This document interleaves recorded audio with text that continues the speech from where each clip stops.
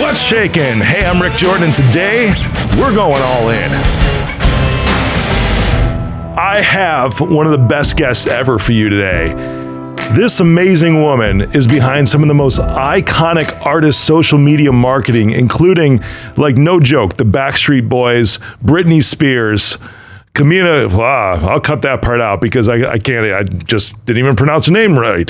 Camila Cabello. Maybe I won't. Now it just sounds funny. All right. But an original fangirl whose tween admiration for the Backstreet Boys led her at age 12 to create a newsletter. That's where all this started. And I am pleased to welcome a Forbes 30 under 30, Cassie Petrey. What's shaking?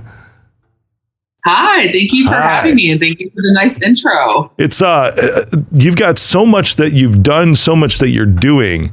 It's incredible. And you know, how do you do that? Because I mean, I read maybe like a fourth of your bio, you know, and as the intro. I get that too. They're like, I spoke at VeeCon this last week, and they're like, hey, can we just like say this about you because we like this and not read the whole thing? I'm like, absolutely. That's what it's there for. But how do you even choose what to put in yours? Well, so I had a bio writer help me. You're like, I didn't, somebody else did. Seriously? Yeah. No, but seriously, sometimes when I'm having problems making decisions, it's just easier to have somebody else do it. Yeah. Well, just like this, like, right? I just read what I read. Yeah, exactly. But yeah, just, you know, have somebody else do it, especially when it's about yourself. It's really hard. Like, I can help other people all day long figure out like what should go in their bio, what should go in their Instagram bio, what they should and shouldn't put on their website. But when you're doing it for yourself, it's different. You really do need extra perspective. It is very strange, isn't it? Trying to do that for yourself. Because I was on News Nation yesterday, and they're like, what do you want your lower third to say? They're like, we have founder and CEO of Reach Out Technology. I'm like, what am I talking about? They're like, well, today we just want you to talk about just anything general in the news. Like the person who wanted the screaming baby off the plane. I'm like, well, I don't think Reach Out Technology is going to match that. They're like, yeah. Well, how about host of the All In podcast? I'm like, I suppose. You're like, it's like, well, what do I say about myself? How do I describe myself? I get you totally.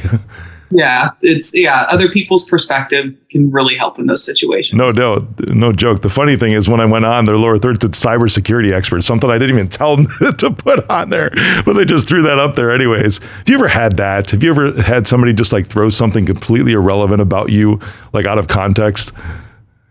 Yeah, absolutely. Especially with, I think with my clients too, media is so quick, so fast, so short form.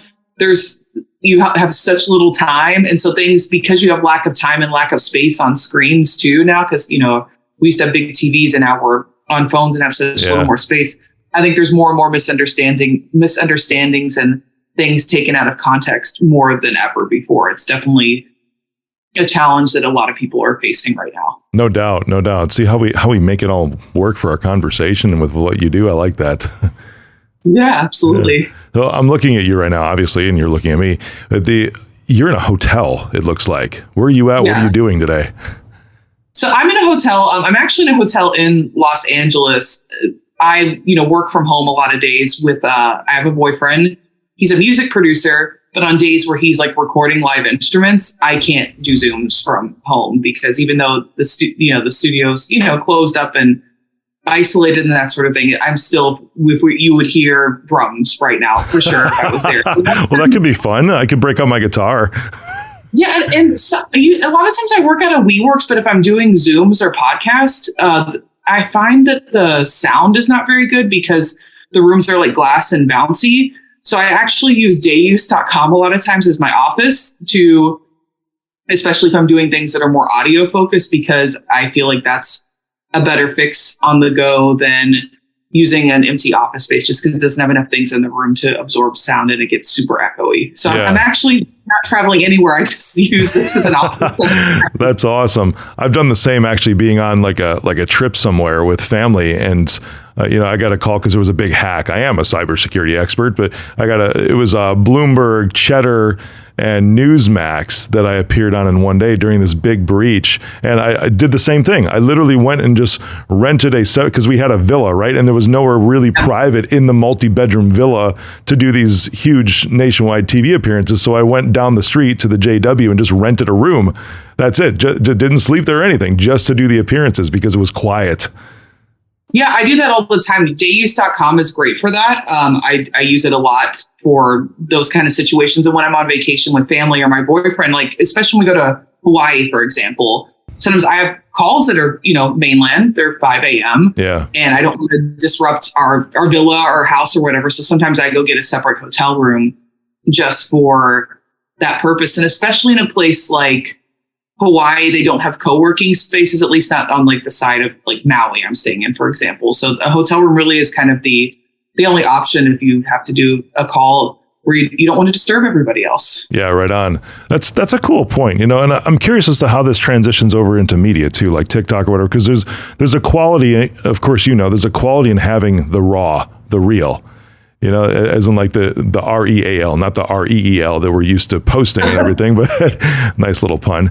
But yeah, the real, the reality, how about that? So of that you're in a hotel room, I'm been in a hotel room, we can use dayuse.com or whatever. But at the same time, there's value in the appearance of things still. I mean, if you look at somebody like Gary Vee, it's like his stuff is gritty, but it's intentionally gritty. There's still intention that goes into the content that he produces and the way that it looks. What trends are you seeing and what can you add to that? Yeah, I think Gary Vee's a good reference because it's interesting. We're actually probably not seeing what most of his day-to-day life looks like because it's too glamorous and that doesn't lend itself to the brand. Like we're not seeing, I'm sure he's on jets. I'm sure he's in really nice hotel rooms. I'm sure he's, has a bunch of different luxuries in his life just by default. I'm not saying he's like overspending or anything, but just by default on being able to do the amount of things that he's doing and to be able to stay comfortable.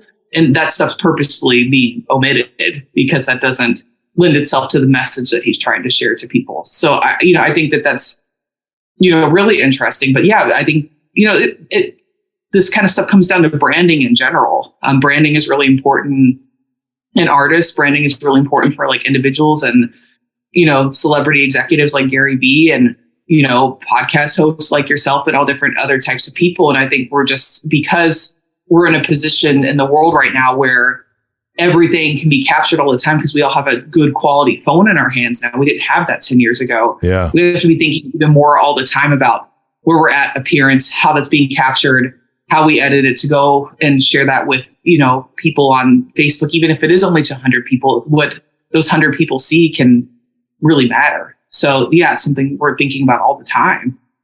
That's interesting. I mean, you're talking Backstreet Boys, right? Is where you started with a newsletter. And those were also in the days of like MySpace, right? I mean, the early days. The newsletter. I call it like the AOL era is when I was doing the newsletter. So it's kind of like AOL made the internet widely popular. And then you go into like MySpace after that. But yeah, the newsletter days were the AOL era. So even pre MySpace. Yeah. And you were only 12 when that was going. That's awesome. That's crazy. It was fun. Yeah, it was fun. I had this big, thick HTML book and I learned how to like design newsletters with it and make like little mini websites. They were horrible, but I still could like get them up to exist. So I was proud of that. Yeah, no doubt. I loved using the internet to connect with people and to sort of express my adoration for the Backstreet Boys, but then it also turned into adoration for other things. Like I remember I had an Ashton Kutcher fan site. I actually found it recently and it's still up and it's terrifying and I would have no idea how to get it down. It haunts you, right? Everything on the internet lives forever. I know. Then you use the logins, you're like, I wouldn't even know how to get that thing down. And then I also like made a website about like my favorite like tacos in Louisville, Kentucky. So like there, but I liked using it to like sort of like express my adoration for things that I thought were fun. That's awesome. That's a cool approach to everything, because and here's something else that I picked up and I would love for you to speak and give me your insight on this because I see so many that will try to go on and produce something, right? But they feel, I just had this conversation with somebody the other day. You're like, I'm trying to do what my audience is going to want. And I'm like, dude, there's some value in that. But at the same time, like, you're not going to blow up unless you're literally just being who you are. So why would you try to like put content out there that you think people will want? It's like, whose head are you in besides your own? Yeah, and that's just not a good reason to do content, because if you're making content because you think other people, it'll resonate with other people, like there is some good in that, in the sense of maybe you're trying to help people, you're trying to teach people. But at the end of the day, if you're doing something because you want other people to like you, that, take the internet aside, that doesn't work out well for people. If you're doing something because you think other people want you to do it, you're not going to like yourself.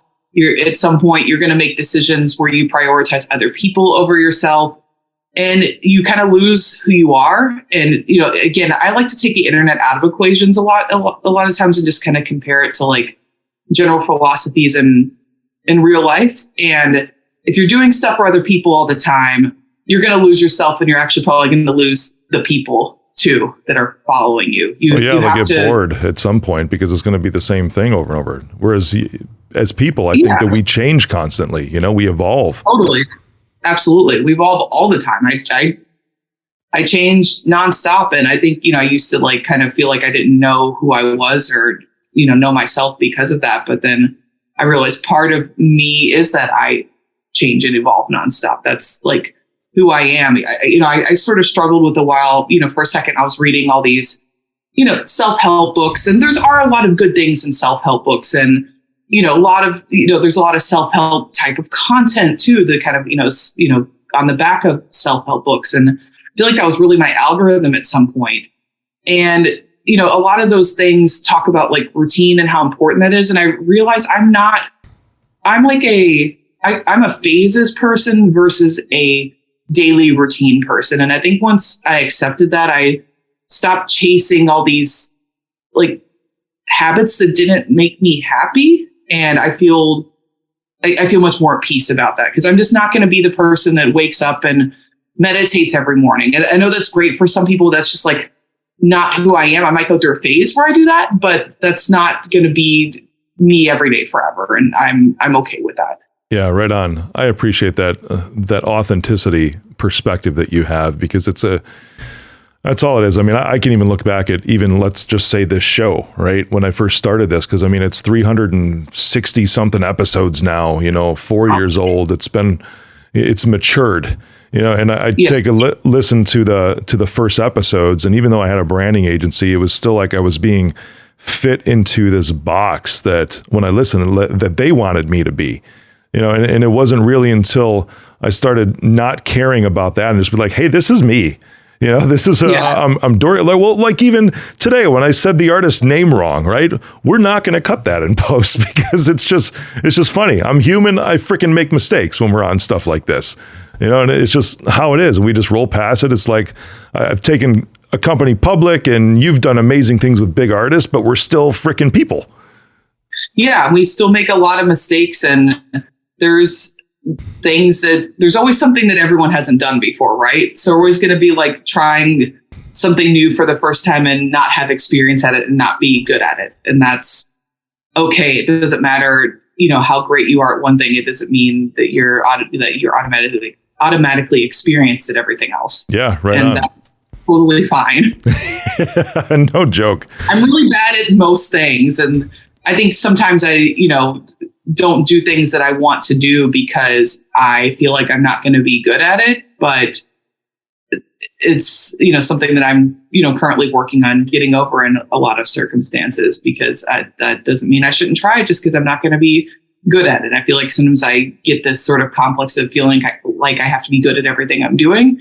And that's ridiculous. And nobody will ever be able to do that. So just working through the like mental psyche around that is hard, I think, for me, and I'm sure a lot of other people can relate to that as well. Right on. Now let's kind of shove that into the big time artist arena.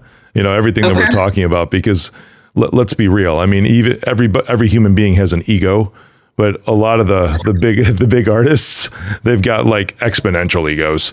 There's some really, really down to earth ones that exist, but then there's other ones that are like, I'm the greatest, I mean, I won't say any names. Beyonce, sorry, excuse me. I had a bit of a cough there, but how do you balance that exactly what we're talking about, like the authenticity, because I could see an artist's need for performance, in entertainment. And let's be real, sometimes they really do like take on a role when they take the stage. Yes. How do you help them become approachable in social and other forms of media to where people want to follow them and they can actually like them and stick around with them for a long time, not because they're famous, but because they're human, like we're talking about? Yeah. So something that, I teach this to a lot of my staff, but something that I think is really important when working with artists is to figure out how to empathize with them, because if we can't figure out how they got there in certain complex moments, we're not going to be able to help them. So, you kind of have to think about this, like going on stage and playing in front of 15,000 people, and then going from that to going to your hotel room and being alone. Those are like so drastically far apart. And that's such a hard high low to come down from. And I think just acknowledging that and acknowledging even being able to grasp like 1% of putting myself in that person's shoes. I think sometimes it kind of can make me understand celebrities' behaviors better and how to help them better. But I think just I'll never be in that situation, so I can't fully empathize with it. But even like trying to and realizing that like what they've been through is not normal, I think it really helps me and my team members be able to communicate with them in a way to kind of, pull the things that are human out of them, because it's so their perspective, if you're doing that, your perspective is going to be warped. You're not going to view life the same way that other people do. And I think a lot of times they don't realize some of the things they do are human or are interesting. And we're there to kind of help point that out and be a sounding board and reassure them that certain things that they do or don't want to share on social media are good, or maybe they don't have perspective and they want to share something that they think is really great and they have the best intention, but we're like, no, that's not going to be received well. And I don't judge you for not understanding why it wouldn't be received well, but trust me, it won't be received well. But I think it starts with being able to understand that their perspective is going to be completely different than mine. And that doesn't mean that they're a bad person. It doesn't mean that they're egotistical. It just means that their life is very different. And I have to figure out a way to sort of see the world through their lens a tiny bit so we can communicate in some productive way. Yeah. I think Donald Trump needs your help.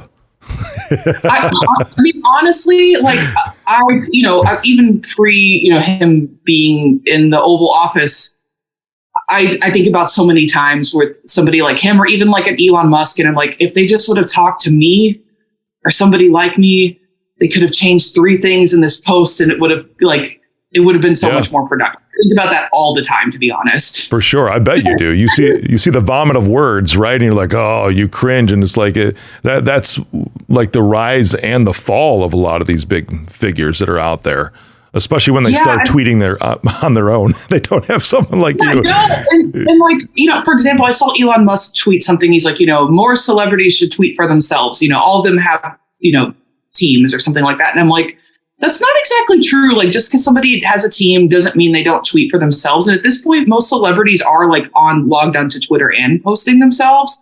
I would say 15 years ago, definitely not the case. I was like, or 10 years ago, I was begging them, please, get on Twitter. And if you won't do it, like, can I post for you and run it by you? That's where it started, but that's not where it really is at this point. Yeah.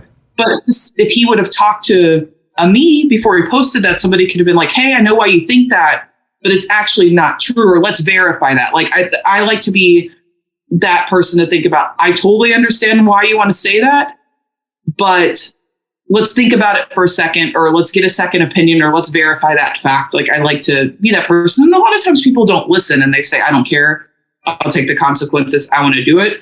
But I do see moments like that with, people, powerful people that are, tweeting very strong opinions. And I'm like, oh, like your opinion would have been received. The same opinion would have been received so much better if you changed like one little thing about how you conveyed it. So I think everyone should have, like, especially if you're in a position where your tweets can affect the stock market, No you joke. should be running them by other people before they go out, in my opinion. For sure. Absolutely. Yeah. That kind of sway is limited to very few. And I know I mentioned totally. two names that actually have that kind of sway. I mean, not even the president of the United States has that kind of sway right now on Twitter. It's pretty incredible seeing the dichotomy between that. Yeah, absolutely. Yeah. Oh, where are things going from here? I'm going to pick your brain just for a little bit because we've got the potential ban on TikTok. I think Montana was the first state, right, that completely banned it. We're looking at I've done media appearances on this, and I look at it from a security perspective, but I also see it from, it'd be cool if maybe we went back to the original plan in the previous administration. This is nothing about Trump itself. It just makes sense from a security perspective that company is owned, U.S. owned, because of the international dynamics with security. But where is all this stuff going? I mean, with Instagram, with the verification from your perspective, the Meta verified, Twitter Blue, TikTok, all of that. What do you see? So I'll talk on verification first because I'm very fascinated by what's happening with that right now. Yeah. Yeah. So if you think about it, if you go back to the origin of like verification existed to show that account was not an imposter. It was not meant to be a notoriety badge, but that's what it kind of became over time. But, fast forward a decade later, we're kind of in a position now in social media where normal people, everyday people that aren't celebrities are getting their content stolen and being repositioned as fake people. It's you being used for scam and that sort of thing. So in that perspective, I do like verification kind of going back to what it was actually originally meant to do, which was to be a badge that shows, hey, this person is who they say they are. It's actually like Cassie. Yeah. Yes. Yeah. It's actually whoever, because before only celebrities really had to worry about that issue, but now everyone has to worry about that issue. It's kind of like, I know on dating sites, you can get verified. So I kind of view it like that. I know there's a lot of flaws in the verification system. I remember a friend of mine, Matthew Coma, pretended he made his Twitter profile to be Gwyneth Paltrow verified. I think it was just kind of, one, it was hilarious, like what he was tweeting, but two, I think it was to sort of prove a point that maybe the tech isn't caught up with the idea yet. Yeah. So, if he can get verified as Gwyneth Paltrow, there's clearly issues.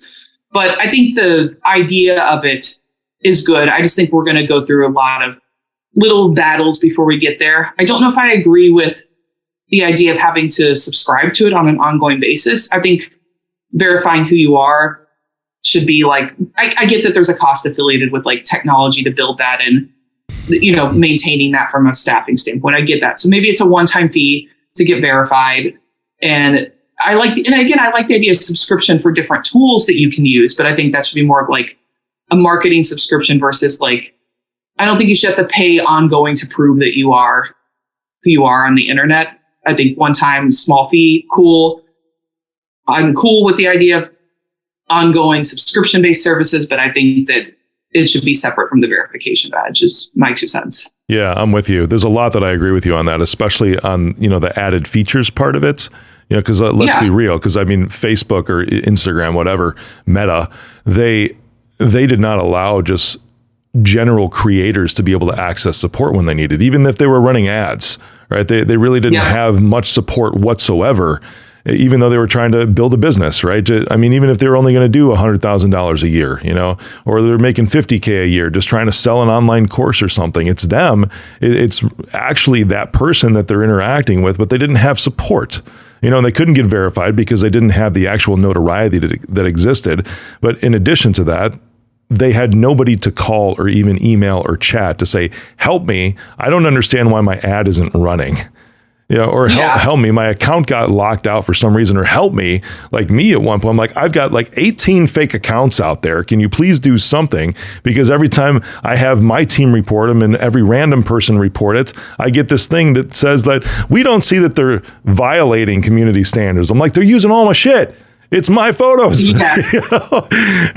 That's all it was this automated thing. And I'm like, come on now. So the added support, I am with you on that, that we could have direct access rather than having like as individuals, rather than needing an agency that was a meta media partner to submit that kind of stuff for you. Yeah. And a lot of times, so my agency is a partner. So we have access to the portal and can, help with a lot of these things. And a lot of times I would, if somebody had a small one-off request, like imposter or somebody hacked their account, we would just help for a small rate because I knew that they didn't have another option. Yeah, but I don't necessarily that's not necessarily my wheelhouse in terms of clients that I want. And like, I don't want to bill billing $200 and by the, my business is just not set up to do those kind of transactions, but I would help people because I knew that it was kind of that or nothing. So yeah. I do like that there's being an in between. And I do understand that is a cost for Meta or for Twitter, or for any company to be able to have staff to do that. So I understand why that should cost money. So I hope that that's in the direction it goes, because if people are using it for business, I think that's a really great feature to actually be able to have like a support line to call, or to be able to actually get an imposter account down like that. That's really, really powerful. So I hope, I think there's a lot more to sort of hash out in terms of the logistics on that, but I hope that's where it goes and it turns out well for a lot of people. I'm with you. And I'll get off the tech stuff in a bit because security is kind of my thing. And I like seeing people actually verifying who they really are, that you're interacting with them. There's two things I'm saying, like with, you were talking about the scams, now Twitter has the gold check, right? Which is for organizations. And what shifted my mind, because originally was like, what, the blue tick means nothing anymore? That was like my original reaction with everybody else. But then I'm starting to see that somebody like Verizon has the gold tick, and then all of their 20 something accounts underneath Verizon, like Verizon Business on Twitter, Verizon Customer Care on Twitter, Verizon Sales, Verizon, all this other stuff, all of their individual accounts that are now also having this blue tick because they're officially part of the organization as a whole. So if you get a message from like Verizon _ with a Z or something that says, hey, I've got a special promo for you, an iPhone 14 Pro Max for $50, just Venmo me the money. That's it. And I'll send you the phone. It's clearly a scam, but now you can tell just because they have that gold tick that it's an actual Verizon account. If they don't have it, then it can be a scam because it's not actually Verizon that you're interacting with. That's one of the beautiful things that I see about this. It's going to protect people. Yeah, it will long term. And I understand the growing pains with it, but I do see long term, I see a lot of upsides to it. I really do. Yep. We're going to see now too, because Gmail released a verification system just recently for their email for organizations. So when you interact with somebody, there's a cost associated. We're doing it. My company's a public cybersecurity company. It costs somewhere around $3,000 a year to do this because you have to install all this digital certificates, verify your organization, all of those things. But now you'll see, because of the scams that come across an email, even way more than social media, you'll see if you have a Gmail account, you will see a verified organization or an email, somebody that has an email with a verified organization have that blue check mark on their profile pic when you receive the email. Yeah, I really, really like that too, because one time a staff member of mine fell for one of those scams. They get one of the emails that says, hi, it's Cassie, and I need you to go buy the gift cards. And, and they did it. They went and spent $3,000 and bought $3,000 worth of Spotify gift cards. And there's nothing I can do. Yeah. It's a horrible situation. I'm sure that happens all the time to people. And, we have a whole company policy of how to deal with that and to make sure we always check the email and stuff. But a tool like that could save a lot of automatic intuition and thinking and time. Right so on. I'm happy with that. Right on. I got a rapid fire question for you. Ready for this? Favorite artist you've ever worked with?